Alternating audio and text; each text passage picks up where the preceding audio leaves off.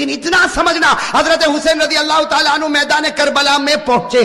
بھائی حضرت حسین رضی اللہ تعالیٰ عنہ میدان کربلا میں پہنچے, رات کے وقت میں پہنچے. یہ سمجھنا کون سے وقت میں پہنچے, اور جمعہ کی رات تھی. کہو سبحان اللہ.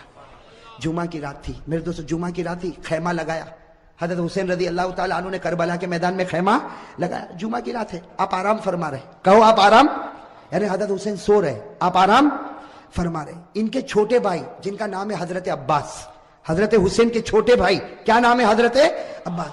انہوں نے دیکھا کہ سامنے لشکر آ گیا.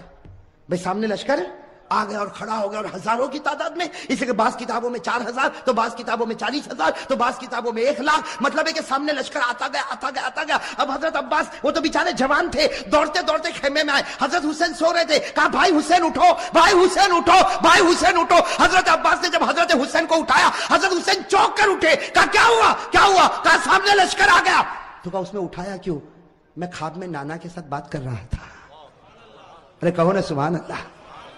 سنتے جانا میرے دوستو, حضرت حسین نے کس زبان سے کہا, کہا عباس میرا بھائی اٹھایا کیوں, آنے دے آنے دے, ہزاروں کی تعداد میں آنے دے, لیکن میں تو میرے نانا کے ساتھ بات کر رہا تھا. وہ حضرت عباس رو پڑے, روتے روتے کہا کہ بھائی جان حسین کیا باتیں کر رہے تھے, آپ نانا کے ساتھ کیا باتیں کر رہے تھے. کہا نانا کے ساتھ یہی بات کر رہا تھا. نانا کہہ رہے تھے حسین کل تجھے دشمنوں کے سامنے جانا ہے, حق کے سامنے ڈٹ جانا, گردن کٹا دینا, لیکن گناہ کے سامنے گردن جھکانا نہیں.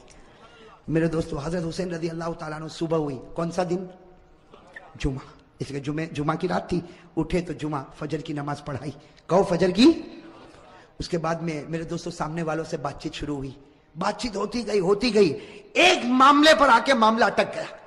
ایک سودا ایسا تھا جو حسین کو منظور, باقی باتیں حضرت حسین سنتے گئے, یہ بھی منظور, یہ بھی منظور, یہ بھی منظور, یہ بھی منظور. لیکن جب سامنے سے یہ بات آئی کہ حسین اعلان کرو کہ یزید کے ہاتھ پر بیعت کرنے کے لیے تیار ہو, اعلان کرو یزید کے ہاتھ پر بیعت کرنے کے لیے تیار ہو. حضرت حسین رضی اللہ تعالیٰ عنہ نے کہا یہ نہیں ہو سکتا, میں یزید کے ہاتھ پر بیعت نہیں کروں گا. ہاں مجھے یزید کے پاس لے جاؤ, معاملہ صاف ہوگا, اس کے بعد میں ہاتھ پر بیعت ہوگی, باقی ابھی یزید کے ہاتھ پر بیعت. میرے دوستو سننا, یزید کے ہاتھ پر بیعت نہیں ہوگی. حضرت حسین سے پوچھا گیا آپ بیعت کیوں نہیں کرتے بھئی یزید کے ہاتھ. حضرت حسین رضی اللہ تعالیٰ عنہ نے کہا میں تو کر سکتا, کسی کے ہاتھ پر بھی بیعت کر لوں, مجھے یزید سے کوئی دشمنی نہیں. سننا حضرت حسین کا جملہ, مجھے یزید سے کوئی دشمنی نہیں, میں تو کسی کے ہاتھ پر بھی بیعت کر لوں, لیکن یزید کی حکومت میں گناہ ہو رہا ہے, یزید کے دربار میں گناہ ہو رہا ہے, یزید کے دربار میں, اس کے محل میں, اس کی حکومت میں گناہ ہو رہا ہے, اور گناہ کا احساس بھی نہیں. نبی کا نواسا جان دے سکتا لیکن گناہ کو برداشت نہیں کر سکتا. بس حضرت حسین نے جب یہ کہا تو انہوں نے کہا مقابلے کے لیے تیار ہو جاؤ. حضرت حسین نے کہا تیار. ارے کہو نا سبحان اللہ. تو کیا طے ہوا, وہاں کا ایک, یہاں کا ایک مقابلہ ہوگا. حضرت حسین نے کہا کوئی بات نہیں. حضرت حسین رضی اللہ تعالیٰ عنہ نے اعلان کیا میرے لشکر میں جو بوڑھے میاں ہیں جن کا نام ہے حضرت غرید, کیا نام ہے, حضرت غرید, جن کی عمر 61 سال کی ہے. کتنی, 61 سال. حضرت حسین نے اعلان کیا غرید میدان میں اترے. حضرت غرید کے بارے میں لکھا ہے 61 سال کی عمر ہے, گھوڑے کی پیٹھ پر سوار ہوئے, وہاں کا ایک, یہاں سے ایک, کون, حضرت غرید, اور وہاں سے ایک. میرے دوستوں لکھا حضرت غرید نے 40 کو ختم کر دیا, 1 by 1. ایک آوے گیا, دوسرا آوے گیا, تیسرا آوے گیا. وہ سامنے والوں نے سوچا یہ بوڑھا اتنا پاور والا, تو نواسا کتنا پاور والا ہوگا. جب اوپنر ایسا ہے, ابھی تو میڈل آرڈر باقی ہے. بات سمجھنا اس کو, بہت پیاری بات ہے. سامنے والے گدر پر آ گئے, دھوکے پر آ گئے. کہا حسین یہ ایک ایک والا معاملہ نہیں چلے گا, ورنہ شام تک ہم تو ختم ہو جائیں گے. ایک ایک والا نہیں ہوگا, ہم سب اور تمہارا ایک, ہم سب اور تمہارا. حضرت حسین رضی اللہ تعالیٰ عنہ نے اس کو بھی منظور کیا. میرے دوستو وہ حضرت غرید جنہوں نے 40 کو ختم کیا تھا, وہ حضرت غرید ابھی بھی ان کی تلوار چمک رہی, گھوڑے پر ہے. سب نے ایک ساتھ میں ان پر حملہ کیا, آپ کو مارا گیا, آپ کے بدن کو چھلنی کر دیا گیا. جب بالکل آخری گھڑی آئی تو انہوں نے حضرت حسین کے سامنے حضرت غرید کو پھینک دیا. حضرت غرید جب سامنے تھے, حضرت حسین ان کے پاس گئے تو غرید نے کہا حسین تھوڑا ہٹ جا, آسمان پر محمد کا چہرہ نظر آ رہا ہے. نعرہ تکبیر, نعرہ تکبیر, حسین کا دامن.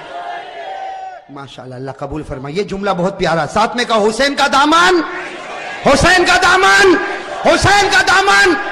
حضرت قرید نے فرمایا حسین تھوڑا سا ہٹ جا، آسمانوں پر میرا محمد مجھ کو نظر آتا ہے. حضرت قرید نے لا الہ الا اللہ محمد الرسول اللہ صلی اللہ علیہ وسلم پڑھا. حضرت قرید کے بعد حضرت حسین کی جماعت میں سے ایک آتا شہید ہو جاتا، پھر دوسرا آتا شہید ہو جاتا. یہاں کا ایک، وہاں کے سب، یہاں کا اور سب ٹوٹ پڑتے شہید. میرے دوستو اب سننا، جمعہ کا دن ہے. حضرت حسین نے جو اب اعلان کیا سب کے کلیجے پھٹ گئے. حضرت حسین رضی اللہ تعالیٰ عنہ نے اعلان کیا میرا بڑا بیٹا علی اکبر تیار ہو جائے. کہو سبحان اللہ. اب بڑے بیٹے کی عمر کتنی؟ 16-17 سال. اللہ اکبر. میرے دوستو ہمارا بھی بیٹا ہوگا 16-17 سال کا. تھوڑی دیر کے لیے اندازہ لگاؤ. حضرت حسین رضی اللہ تعالیٰ عنہ کو پورا یقین ہے کہ میرا 16-17 سال کا بیٹا زندہ جائے گا لیکن واپس نہیں آئے گا. میرے دوستو باپ کا تو کلیجہ ہوتا کہ نہیں ہوتا؟ باپ کو بھی تو محبت ہوتی ہے، اور حسین جیسا باپ ہو اور علی اکبر جیسا بیٹا ہو. حضرت حسین رضی اللہ تعالیٰ عنہ نے اعلان کر دیا. پورے مجمع میں سناٹا چھا گیا، عورتوں کے خیمے میں سناٹا اور کھلبلی مچ گئی. اور علی اکبر وہ فرما بردار بیٹا 16-17 سال کی عمر کا گھوڑے پر سوار ہو گیا. کہا ابا جا رہا ہوں، ابا جا رہا ہوں. حضرت حسین نے کہا بیٹا ایسے مت جا، ایک بار باپ کی پیشانی کو چوم تو لے، ایک بار باپ کی پیشانی کو چوم لے تاکہ میں بھی تو تجھ کو گلے لگا لو. میرے دوستو علی اکبر جب گھوڑے سے اترے پورے مجمع میں رونے کی آواز آئی. حضرت حسین نے اپنے کلیجے سے لگایا اور کہا بیٹا آج حق پر جاتا ہے، حق پر رہنا. اب تو نانا کے دربار میں تیری میری ملاقات ہوگی. میرے دوستو وہ علی اکبر چلے. سننا، علی اکبر گئے اور بڑی دلیری کے ساتھ مقابلہ کیا. لیکن میرے دوستو 16-17 سال کا جوان اور اتنے سارے لوگ، تھوڑی دیر میں ان کے بدن کے 2 ٹکڑے کر دیے گئے. میرے دوستو علی اکبر کے بدن کے 2 ٹکڑے کیے گئے اور حضرت حسین کے سامنے ایک چھرا لایا گیا اور بڑے بیٹے کے سینے پر مارا گیا.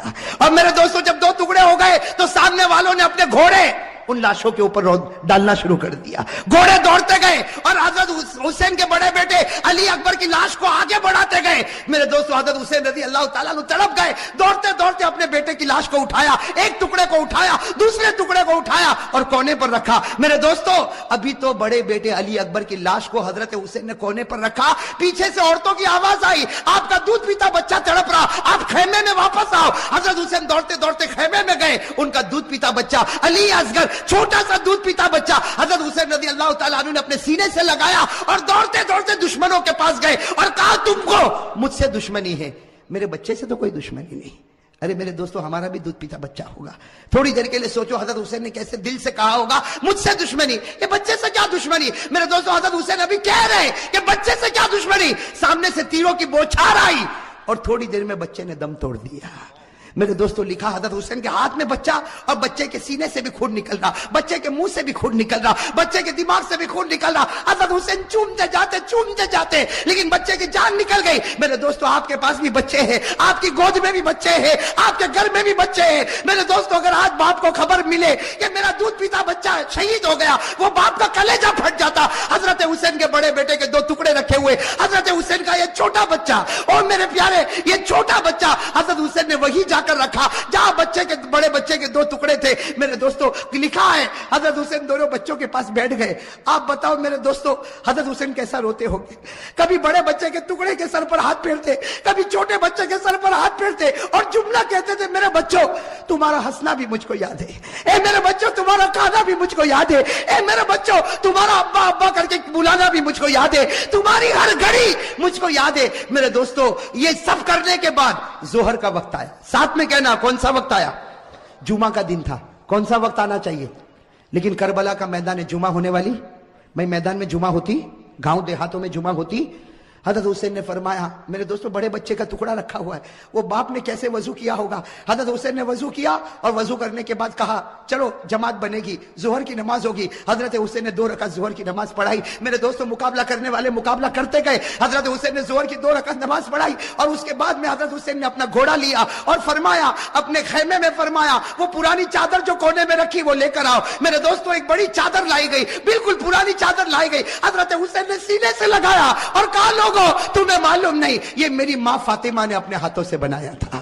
میرے دوستو حضرت حسین نے کہا وہ پرانی تلوار لا کر دو. ایک پرانی ٹوٹی ہوئی تلوار لائی گئی. حضرت حسین نے وہ تلوار کو ہاتھ میں لیا, کہا لوگوں یہ وہ تلوار ہے جو میرے ابا حضرت علی لیا کرتے تھے. اور پھر ایک کالا امامہ منگوایا, ایک کالا امامہ پہنا اور کہا لوگوں یہ وہ امامہ ہے جو میرے نانا محمد الرسول اللہ.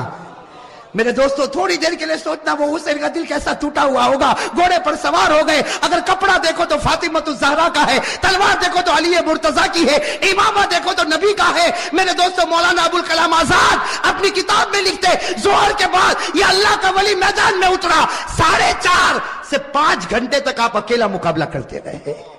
نعرہ تکبیر, حسین کا دامن. میرے دوستو آپ صرف اندازہ لگاؤ, سامنے 4,000 ہوں گے, 40,000 ہوں گے. ارے میرے دوستو میرا ایمان کہتا ہے سامنے لاکھوں ہوں گے, اربوں ہوں گے, کھربوں ہوں گے, لیکن حسین کا نہیں بگاڑ سکتے, اس لیے کہ حسین مقابلہ نہیں کرتا تھا, فاطمہ کی چادر مقابلہ کر رہی تھی. میرے دوستو حسین مقابلہ نہیں کرتا تھا, علی کی تلوار مقابلہ کر رہی تھی. حسین مقابلہ نہیں کرتا تھا, نبی کا امامہ مقابلہ کر رہا تھا. میرے دوستو سننا, مقابلہ چلتا گیا.